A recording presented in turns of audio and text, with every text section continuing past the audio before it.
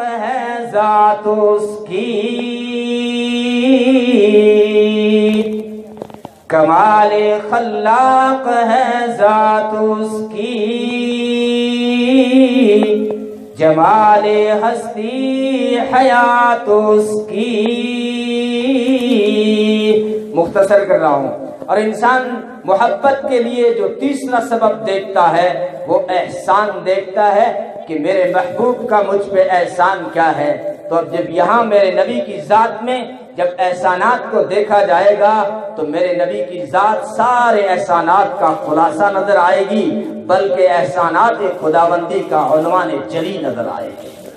کیونکہ نبی پاک صلی اللہ علیہ وسلم کے احسانات کے آگے ساری انسانیت دبی ہوئی، جھکی ہوئی، خمیدہ گردن اور شرمگو نظر آئے گی۔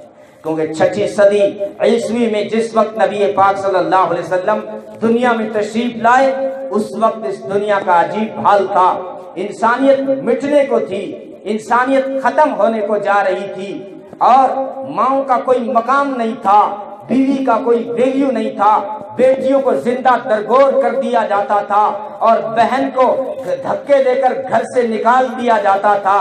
یہ نبی پاک صلی اللہ علیہ وسلم نے، اللہ تعالیٰ فرمایا وَمَا أَرْسَلْنَاكَ إِلَّا رَحْمَةً لِّلْعَالَمِينَ، میرے محبوب میں نے آپ کو سارے جہانوں کے لیے رحمت بنا کے بھیجا، سارے انسانوں کے لیے رحمت بن کے آئے، حیوانوں کے لیے رحمت بن کے آئے، جمادات نباتات کے لیے، یہاں تک کہ پرندوں کے لیے، کیڑوں مکوڑوں کے لیے، بیواؤں کے لیے، یتیموں کے لیے، بچوں کے لیے، بچیوں کے لیے، بہنوں کے لیے، بیٹیوں کے لیے، بیواؤں کے لیے، بیویوں کے لیے، ماؤں کے لیے، ساری کائنات کے لیے اللہ نے اپنے محبوب کو رحمت بنا کے بھیجا ہے۔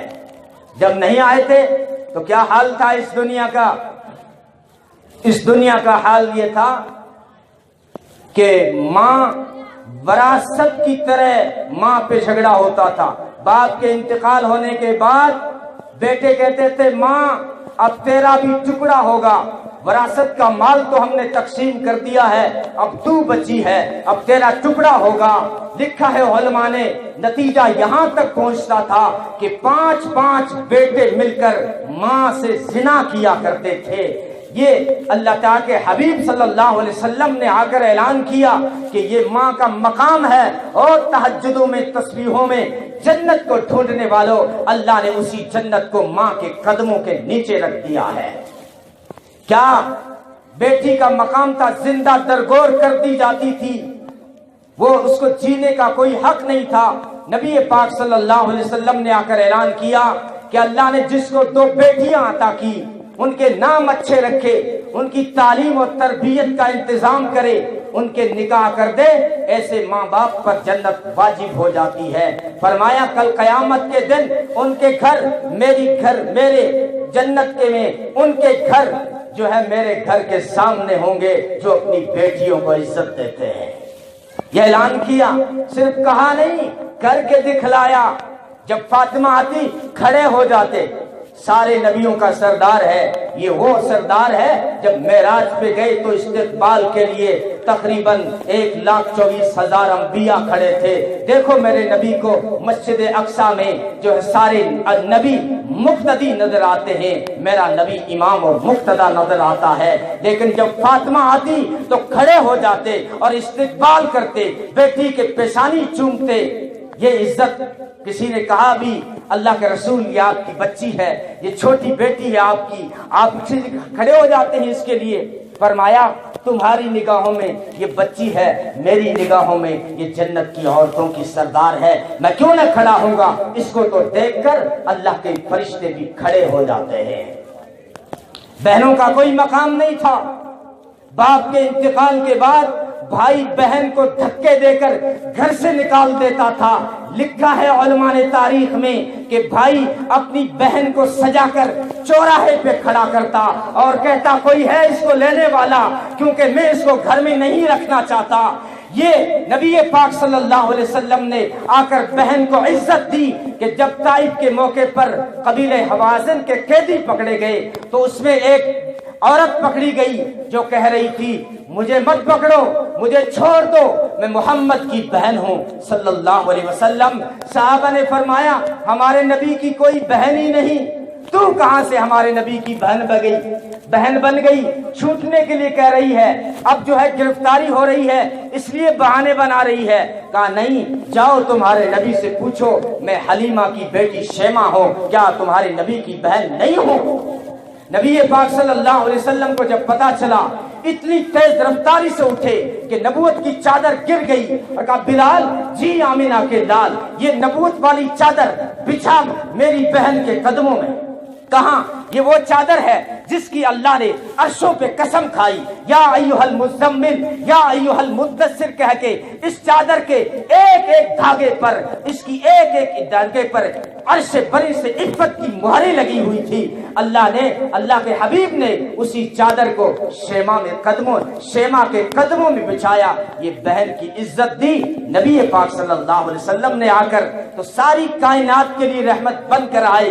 وہ دیکھو کون آ رہی ہے ننگے سر، بتایا گیا دشمن کی بیٹی ہے، حاتم طائی کی بیٹی ہے، یہ تلوار کو زہر میں بجھا کے آئی تھی اور قسمیں کھا کے آئی تھی کہ آج میں نعوذ باللہ محمد کا صلی اللہ علیہ وسلم الف الف مرہ بعدد کل ذرہ کہ نعوذ باللہ سر قلم کروں گی۔ وہ زہر میں تلوار بجھا کے آئی تھی، لیکن جب گرفتار ہوئی نبی کی نگاہ پڑی، کون آ گئی یہ ننگے سر؟ بتایا گیا دشمن کی بیٹی ہے۔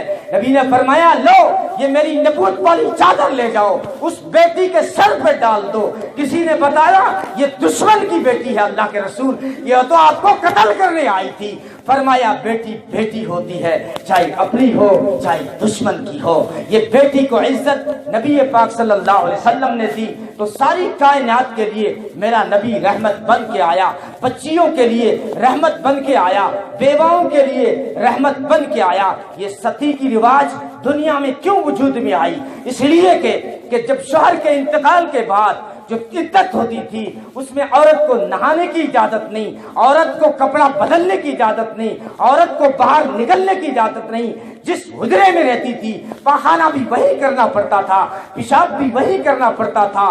4 مہینے سے زیادہ عرصہ گزرتا، جب باہر نکلتی تو اس کے وجود سے بدبو آتی تھی اور پھر اس کو کھلے میدان میں چھوڑا جاتا تھا اور پھر اس کو قتل کر دیا جاتا تھا کہ یہ منحوس ہے، اس کی وجہ سے اس کے شوہر کا انتقال ہوا ہے۔ اس لیے پھر عورتوں نے یہ فیصلہ کیا کہ ہمیں یہ عدت نہیں گزارنی، جس دن ہمارے شوہر کا انتقال ہو اسی دن زندہ ہمیں قبر میں گاڑ دو تاکہ ہم یہ عدت کے دکھ تو نہ اٹھائیں۔ نبی پاک صلی اللہ علیہ وسلم سے پوچھا گیا آپ اتنی نوجوانی میں اس بڑھیا 40 سال کی عورت سے شادی کرتے ہیں؟ فرمایا شادی میں اس لیے نہیں کر رہا ہوں جس طرح عام طور پر ہوتی ہے، میں نکاح خدیجہ سے اس لیے کر رہا ہوں کہ ایک بیوہ کا گھر بسا رہا ہوں۔ میرا نبی بیواؤں کے لیے رحمت بن کے آئے، بچیوں کے لیے رحمت بن کے آئے اور بہنوں کے لیے رحمت بن کے آئے، ماؤں کے لیے رحمت بن کے آئے، بہنوں کے لیے رحمت بن کے آئے، انسانوں کے لیے رحمت بن کے آئے، مزدوروں کے لیے رحمت بن کے آئے۔ مزدور سے لوگ مزدوری کرا دیتے تھے، شام کو چھٹی کر دیتے تھے، پیسے نہیں دیتے تھے، اس کو کوئی حق نہیں تھا کہ اپنی مزدوری مانگ لے۔ یہ نبی پاک صلی اللہ علیہ وسلم نے آ کر اعلان کیا کہ مزدور کا پسینہ سوکھنے سے پہلے اس کی مزدوری دے دو، اس کا پیمنٹ کر لو۔ مزدوروں کے لیے میرا نبی رحمت بن کے آیا۔ ہاں ٹیلروں اور چیلروں اور دھوبیوں، احسان ہے مصطفیٰ کا تمہارے سروں پر۔ امی عائشہ فرماتی ہے کہ جو ہے ایک مرتبہ اپنے گھر میں کپڑے خود دھونے لگے۔ میں نے کہا کئی واقعات حدیثوں میں دشمن آئے رات کو تلواریں لے کر، لیکن بستروں پہ پاخانہ کیا انہوں نے، نبی نے ان کی گندگیاں صاف کی تاکہ کل کوئی دھوبی کو تانا نہ دے کہ یہ غریب ہے، یہ اوروں کے کپڑے دھوتا ہے۔ تو عائشہ عرض کرتی ہیں اللہ کے رسول ہم 11 حرم ہیں، پھر کس کام کے لیے؟ آپ کی خدمت کے لیے ہیں، آپ چھوڑو۔ کہا نہیں، کل میری امت میں ایسے غریب لوگ آئیں گے جو کپڑا دھونے کا کام کریں گے، لوگ ان کو کوئی تانا نہ دے کہ یہ غریب ہے، یہ دھوبی ہے۔ میں محمد اپنے ہاتھ سے کپڑے دھو کر اس دھوبی کا سر بلند کر رہا ہوں۔ میرا نبی دھوبی کے لیے رحمت بن کے آیا۔ झाड़ू उठाया, घर में सफाई शुरू कर दी। हाँ, योगी मोदी ने बहुत देर से उठाया है, मेरे नबी ने बहुत पहले अपने घर में उठाया और सफाई शुरू कर दी। अम्मी आयशा रज़ी अल्लाह ताला ने अर्ज़ किया, अल्लाह के रसूल 11 हरम है मैं निकालूंगी, आप क्यों निकालें? फरमाया मेरी उम्मत में ऐसे लोग भी आएंगे जो ये पेशा इख्तियार करेंगे, किसी के घर में झाड़ू देंगे, सड़क पे झाड़ू देंगे।